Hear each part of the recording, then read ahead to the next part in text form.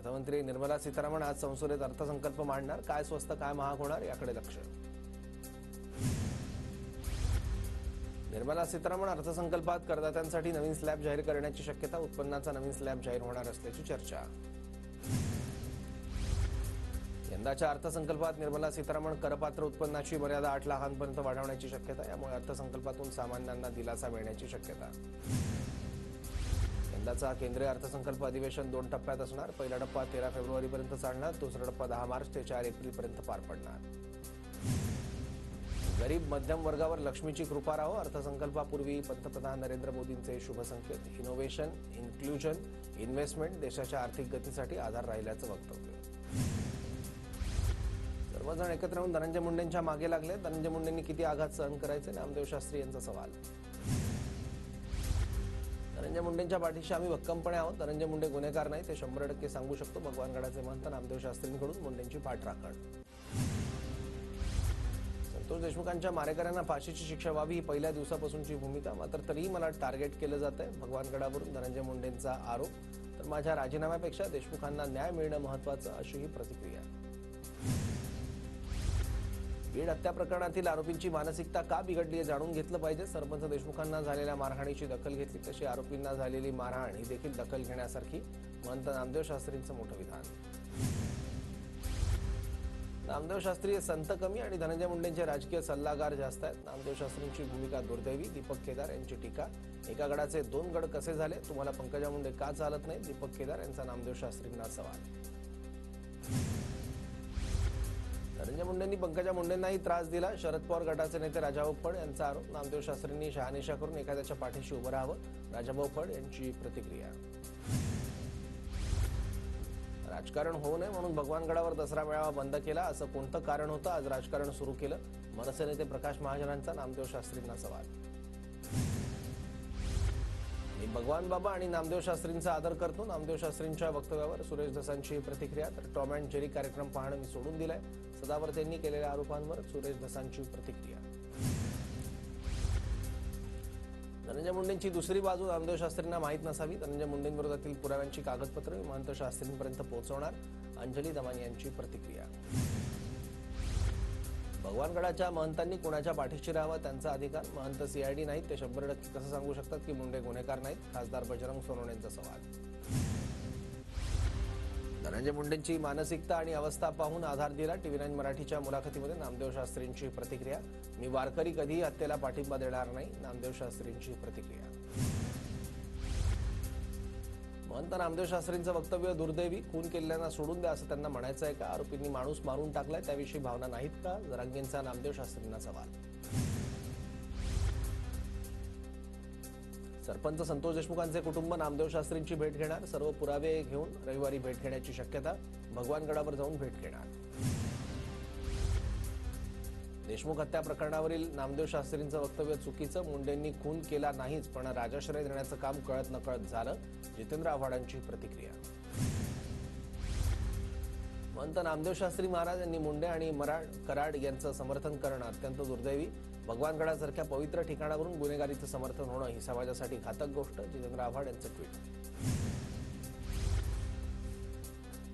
संतोष देशमुखांना अमानुषपणे मारहाण. राक्षसही अशी कृती करणार नाही. फासावर नाही तर हाल करून मारलं पाहिजे. छगन भुजबळांचं वक्तव्य.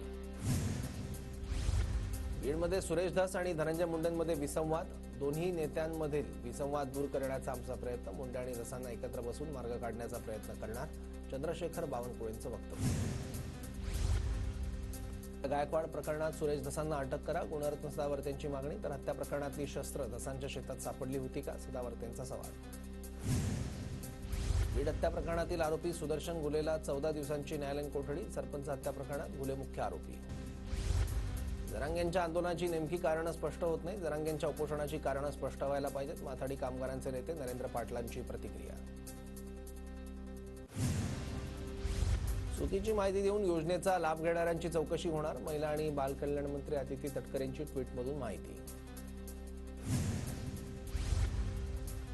लातूरमध्ये लाडकी बहीण योजनेतील 25,000 महिलांचे अर्ज अपात्र. अर्जातील त्रुटींची पूर्तता न केल्यानं महिलांचे अर्ज बाद. उद्धव ठाकरे हे चपट्या पायाचे मुख्यमंत्री होते. ठाकरेंमुळे चिपी विमानतळावर वाईट दिवस. ठाकरेंची लागलेली पाठी बदलावी लागेल तर चांगले दिवस येतील. एका कार्यक्रमात मंत्री नितेश राणेंची टीका. चुकीची कामं करणाऱ्या ठेकेदारांना ब्लॅकलिस्ट करा. व्यासपीठावरूनच आमदार निलेश राणेंची मागणी. फडणवीस शिंदेंना खोट्या गुन्ह्यात अडकवण्याच्या प्रकरणाच्या तपासासाठी आयपीएस सत्यनारायण चौधरी यांच्या अध्यक्षतेत एसआयटीची स्थापना. पालकमंत्री पदाचा तिढा. मुख्यमंत्री देवेंद्र फडणवीस यांच्या दिल्ली दौऱ्यानंतर सुटणार. दिल्ली विधानसभेच्या प्रचारासाठी फडणवीसांचा 3 दिवसांचा दिल्ली दौरा.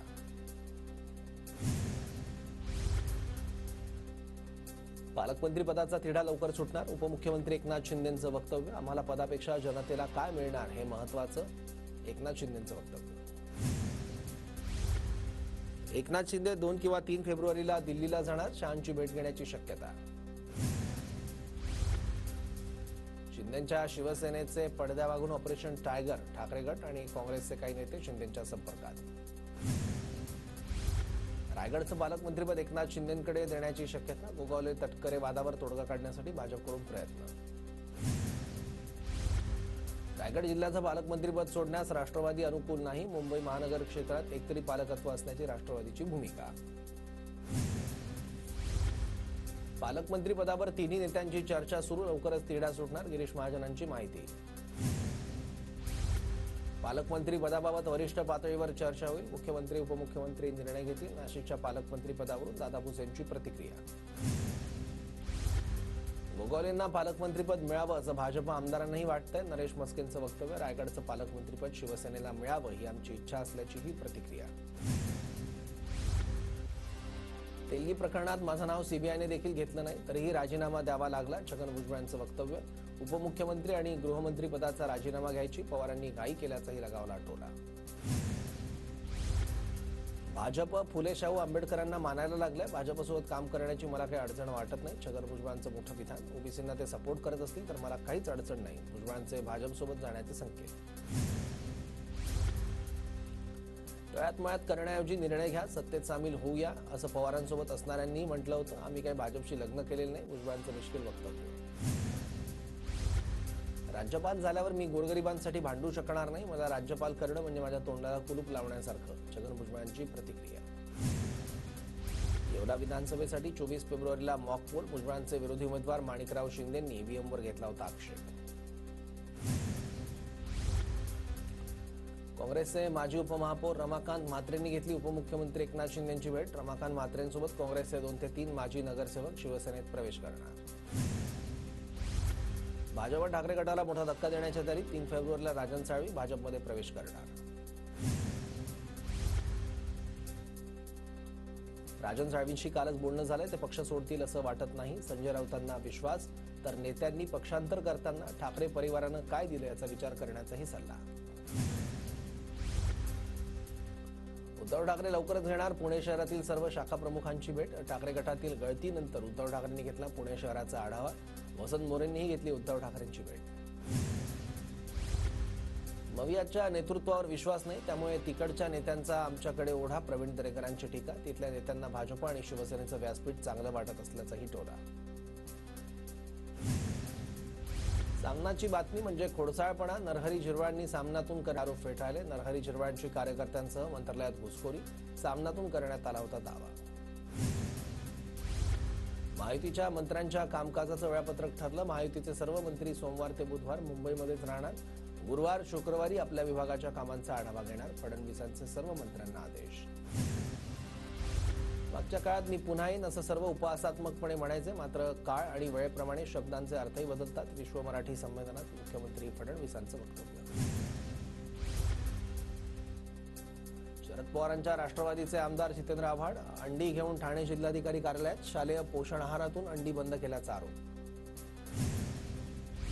शिवसेना पदाधिकारी अशोक धोडी यांचा मृतदेह सापडला. कारच्या डिक्कीमध्ये अशोक धोडींचा मृतदेह. फरार अविनाश धोडीला फाशीची शिक्षा द्या. अविनाश धोडीला फरार होण्यास मदत करणाऱ्या पोलिसांवरही कारवाई करा. अशोक धोडींचा मुलगा आकाश धोडीची मागणी.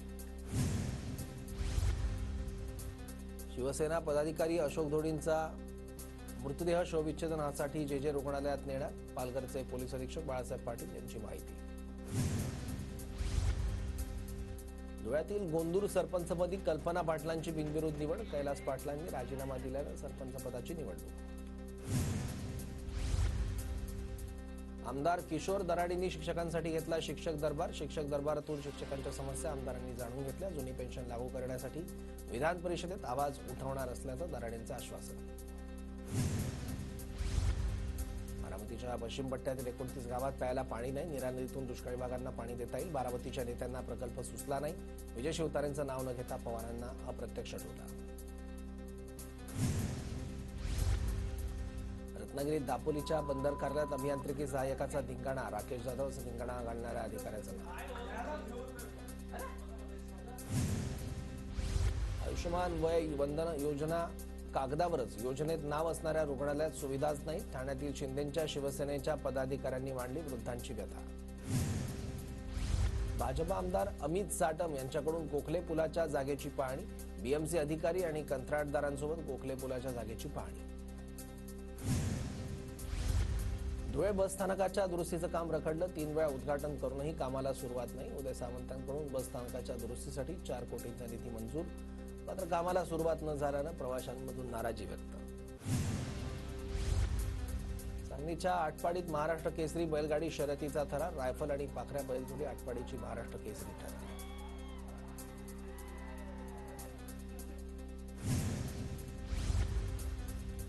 भिवंडीत रिपब्लिकन सेना मध्यवर्ती जनसंपर्क कार्यालयाचं आनंदराज आंबेडकरांच्या हस्ते उद्घाटन. आनंदराज आंबेडकरांचं कार्यकर्त्यांकडून जल्लोषात स्वागत. साताऱ्यात ठेवण्यात आलेली शिवकालीन वाघनखं नागपूरच्या मध्यवर्ती संग्रहालयात ठेवण्यात येणार. त्यामुळे अखेरच्या दिवशी वाघनखं बघण्यासाठी साताऱ्यात शिवप्रेमींची गर्दी. बीडच्या परळीत मंत्री धनंजय मुंडेंच्या पत्नी राजश्री मुंडेंकडून हळदी कुंकवाचा कार्यक्रम. हळदी कुंकवाच्या कार्यक्रमाला मंत्री पंकजा मुंडेंची उपस्थिती. छोटेखानी भाषणात पंकजा मुंडेंकडून जुन्या आठवणींना उजाळा. नंदुरबार जिल्हा पोलीस दलातर्फे युवकांसाठी मिशन सक्षम मोहीम. सक्षम मोहिमेमुळे विद्यार्थ्यांना रोजगाराची संधी उपलब्ध होणार.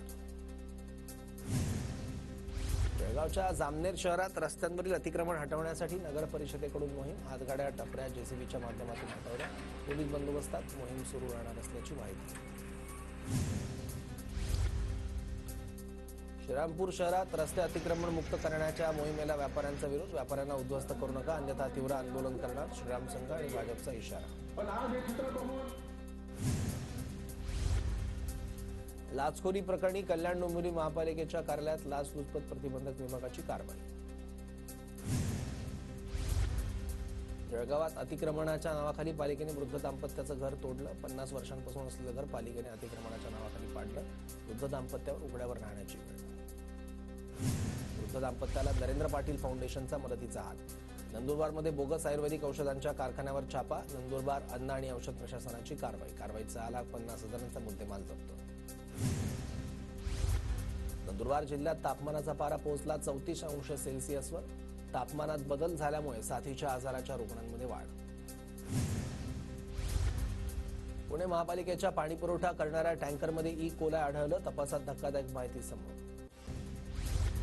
मुंबई शहर जिल्ह्याच्या 690 कोटी रुपयांच्या आराखड्याला मंजुरी. मुंबईकरांना दर्जेदार आणि सुलभतेने आरोग्य सुविधा देण्याची सरकारची भूमिका. नंदुरबारच्या कृषी विज्ञान केंद्रात लाल मुळ्याची यशस्वी प्रयोग. लाल मुळ्याची सातपुड्यात होणार शेती. लाल मुळ्याला 100 रुपये किलोचा भाव. सोलापूरच्या करमाळ्यात बेशिस्त वाहनधारकांकडून 33,32,000 रुपयांचा दंड वसूल. सोलापूरच्या करमाळ्यात केममध्ये सेवाभावी संस्थांकडून उद्योगरत्न पुरस्कार सोहळ्याचं आयोजन. अभिनेत्री सोनाली कुलकर्णींच्या हस्ते उद्योगरत्न पुरस्काराचं वितरण. पुण्याच्या ससून रुग्णालयात जीबीएस बाधित 3ऱ्या रुग्णाचा मृत्यू. नांदेडच्या 60 वर्षीय ज्येष्ठ नागरिकाचा ससून रुग्णालयात उपचारादरम्यान मृत्यू. जळगावात आढळला जीबीएस आजारानं ग्रासलेला रुग्ण. एका 45 वर्षीय महिलेला जीबीएसची लागण. महिलेवर शासकीय वैद्यकीय महाविद्यालयात उपचार सुरू. जेजे रुग्णालयात आता नेत्र रुग्णांची स्पर्शविरहित तपासणी. आयएस अधिकाऱ्यांच्या पत्नींकडून अद्ययावत उपकरणं उपलब्ध. ममता कुलकर्णींना महामंडलेश्वर पदावरून हटवलं. किन्नर आखाड्याचे संस्थापक ऋषी अजय दास यांची कारवाई. काही दिवसांपूर्वी ममता कुलकर्णींची महामंडलेश्वर पदावर झाली होती निवड. चिपळूणच्या जिल्हा परिषद शाळेतील विद्यार्थ्यांकडून शिक्षकाला आगळावेगळा निरोप. जिल्हा परिषद शाळेपासून ते घरापर्यंत रॅली काढत विद्यार्थ्यांकडून निरोप. नवी मुंबई महानगरपालिका कचऱ्यापासून करणार वीज निर्मिती. कचऱ्यापासून 15 मेगावॅट इतकी वीज निर्माण होणार. नवी मुंबई पालिकेची विद्युत बचत होणार. जळगावच्या सराफ बाजारात सोन्याच्या दरात विक्रमी वाढ. सोन्याचे दर 84,151 रुपयांवर.